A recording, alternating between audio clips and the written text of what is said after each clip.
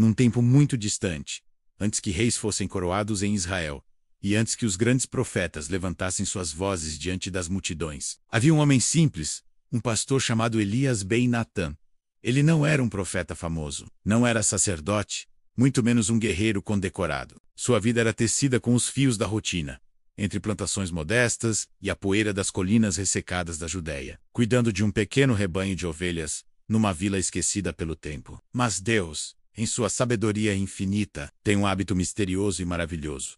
Ele encontra os anônimos ou os esquecidos, e os transforma em instrumentos eternos de sua graça. Elias cresceu embalado pelas histórias dos grandes milagres do passado. Ouvia sobre Moisés e o mar que se abriu, sobre Josué e as muralhas que caíram. À noite, sentado à porta de sua humilde tenda, sob um manto de estrelas, ele olhava para o céu e perguntava em um sussurro: Senhor, será que um dia o Senhor ainda fala com pessoas simples como eu? Será que a tua voz ainda pode ser ouvida no meio do barulho do mundo? Mas nenhuma resposta vinha. Apenas o som do vento, assobiando entre as rochas, e a quietude do deserto. E mesmo assim, no meio desse silêncio profundo, Elias não desanimava. Ele continuava a orar com a mesma fé, continuava a servir com o mesmo zelo, continuava a esperar com a mesma esperança. Ele entendia que a fé não é sobre ouvir respostas imediatas, mas sobre confiar naquele que ouve todas as preces. Certo dia, uma calamidade se abateu sobre sua vila. A pior seca que a memória dos mais velhos podia alcançar. O sol parecia um inimigo impiedoso no céu,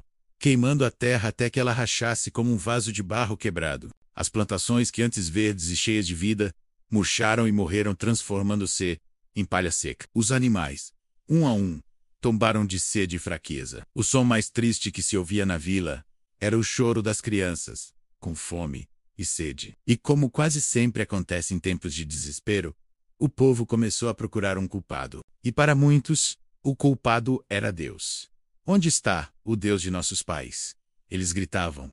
Ele nos abandonou. Seu silêncio é a prova de sua indiferença. O desespero se transformou em amargura, e a fé em acusação. Mas Elias ben Natã não se juntou ao coro dos desesperados. Enquanto outros amaldiçoavam o céu, ele se ajoelhava sobre a terra rachada, sentindo o calor e a dureza do solo. E em sua oração ele dizia: Senhor, se o teu silêncio é uma prova para a minha fé, eu permanecerei firme. Se o teu silêncio é um teste para a minha alma, eu o suportarei. Eu não preciso de sinais para saber que tu estás aqui. A tua ausência de resposta não anula a tua presença. E mais uma vez, a única resposta foi o silêncio. Dias se transformaram em semanas, e a situação só piorava. A esperança na vila secava junto com os poços. Até que numa madrugada fria, quando a lua ainda estava alta no céu, Elias caminhava sozinho pelo deserto, como costumava fazer para orar. De repente ele ouviu um som suave atrás de si.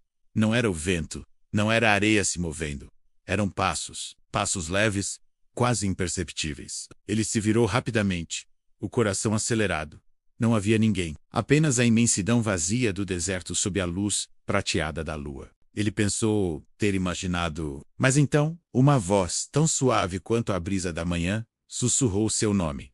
Elias ben Natã. Um arrepio percorreu sua espinha. A voz continuou.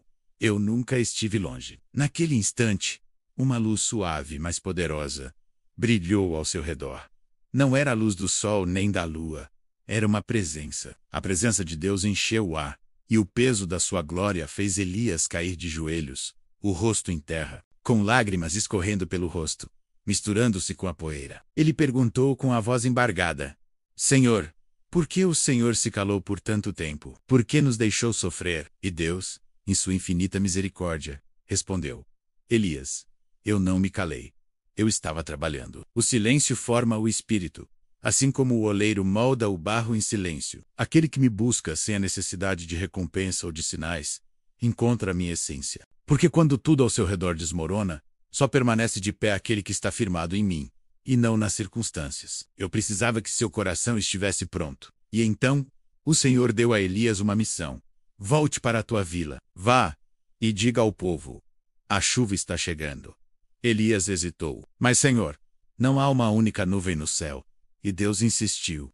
Vá e diga. Mesmo que não haja nuvens, mesmo que riam de você, mesmo que o chamem de louco e duvidem da minha palavra através de você, apenas obedeça. Com um coração renovado e a alma em chamas, Elias voltou para a vila. Ele reuniu o povo na praça empoeirada e, com uma convicção que nunca tivera antes, declarou: "Preparem-se, o Senhor ouviu nosso clamor. A chuva está a caminho."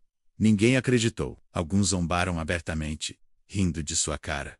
Olhem para o louco Elias, a seca finalmente fritou seu cérebro. Outros, mais cruéis, o chamaram de falso profeta. Mas Elias não se abalou. Ele permaneceu de pé no meio da praça, olhando para o céu azul e sem nuvens, com uma fé inabalável. E então, quando o sol atingiu o seu ponto mais alto e quente, quando qualquer esperança de chuva parecia mais pura loucura, algo extraordinário aconteceu. Uma pequena nuvem, do tamanho da mão de um homem, apareceu no horizonte. E ela cresceu, e cresceu, e em poucos minutos o céu inteiro escureceu. Um vento forte soprou, levantando a poeira, e a primeira gota de chuva caiu. Depois outra, e outra, até que uma torrente de água desceu dos céus. A chuva encharcou a terra seca, encheu os poços vazios e, mais importante, encheu os olhos do povo de espanto e lágrimas, de arrependimento. Elias Ben-Natã chorava.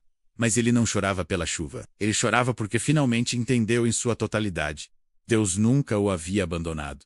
Deus nunca esteve em silêncio. Ele estava apenas o preparando, o fortalecendo, o moldando para ser o canal de um milagre. Assim como Elias Ben-Natã, talvez você esteja passando por um tempo de silêncio, um tempo de espera, de deserto, um tempo onde Deus parece distante e suas promessas parecem esquecidas. Mas eu quero que você saiba hoje que Ele não te esqueceu. Ele está te formando no silêncio. Ele está te fortalecendo na prova. Ele está te preparando para um milagre que talvez ainda não tenha aparecido no céu da sua vida, mas que já está escrito e determinado no coração dele.